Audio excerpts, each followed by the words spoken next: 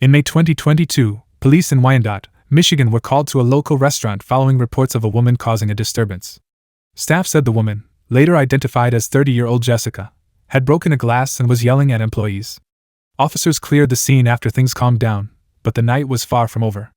Roughly 30 minutes later, police received a second call, this time to a nearby park. The report, an apparently intoxicated woman, barefoot and sitting alone under a tree.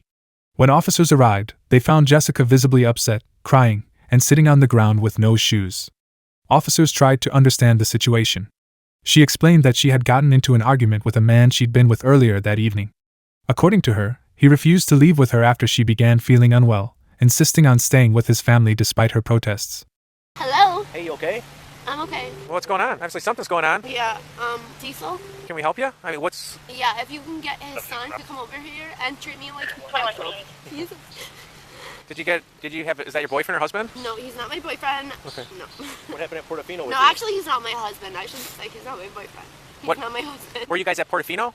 Yes. And what happened? I got irritated because I got drunk and I wanted to go home and he wanted to hang out with his family and I asked him, I told him I didn't feel good and I wanted to go home and he kept screaming at me that I was a drunk and that... Do you have anyone... Jessica admitted she had been drinking and drove herself to the park in her car, which was still in the nearby lot. Officers asked if she had a ride home or anyone she could call. Jessica declined the suggestion of an Uber and instead asked the officers to drive her to her house, something they could not legally do.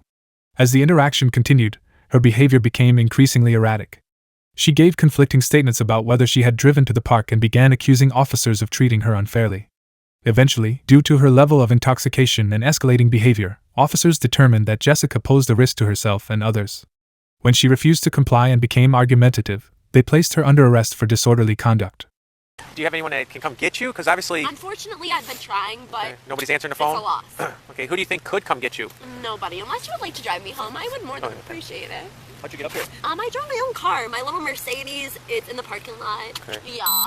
And then you don't have anyone that can come get you at all, huh? No friends? Unfortunately, I've been dialing the phone, but it's looking like it's a negative. Is there any way you can get maybe an Uber and then go stay at a hotel for the night? Unfortunately, no. I believe I would like to stay at my own house that I pay for. Okay, well, how are you going to get to your... every single day. How are you going to get to your own house? Well, you're you protect the public, right? Here's what I'm done talking to you. You're not going to talk to me like a child. You're drunk. You're talking to me like a child. Lower your voice. You're drunk in a park. I'm not drunk. I'm completely sober. Would you like to ask me a question that... You're not completely sober. You're the one that told us you drove here drunk. I did not drive you drunk. I didn't tell you I drove you drunk. You did. No, I didn't. All right, you're under arrest. Stand up. Come on, get up. I'll grab your phone. But the good thing is we'll keep you... We got some place for you to stay tonight. Jessica was taken into custody and agreed to a preliminary breath test. Her blood alcohol content registered at 0.20, more than double the legal limit in Michigan. As officers attempted to locate her belongings, Jessica became increasingly frustrated, claiming her shoes and purse were missing. Her personal items were eventually located, including her car keys and purse, which were found inside her vehicle. Once at the jail, Jessica's behavior reportedly worsened. Officers say she became combative, attempted to leave her holding cell, and at one point offered officers a kiss before launching into another outburst. Right by your hand. Here we go. You guys are so cute. Thank you. Yeah, you want a kiss? No. I doubt it. An apartment. Well, this one you're not going to be able to get out. Yeah, it's a special bracelet. It costs like $15,000, so unless you can have something to give it off. Well, you better take it off or we're going to have to cut it. I can't take it off, so please do cut it. Calm down. He didn't hear me. I was just making sure. Oh, really? But you could figure out how to figure out my things. We could all assume shit, right? Quit talking to me like I'm stupid and you guys are the only ones who are smart. Yeah, you just did. So quit doing. But you guys are yelling at me then, so what? While in a detox cell, she reportedly tried to clog the toilet by flushing her sleeping mat, and then attempted to damage a light fixture after removing her clothing. Jail staff intervened after she began physically lashing out, and pepper spray was used to subdue her. She was later moved to another cell without her clothes, mat, or blanket until she calmed down. Jessica was charged with multiple misdemeanor counts including disorderly conduct, resisting arrest, and creating a disturbance in a jail facility.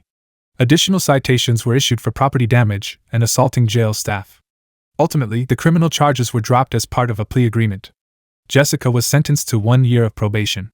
While no one was seriously injured during the incidents, this case is a stark reminder of the dangers of public intoxication, both to the individual and to others around them.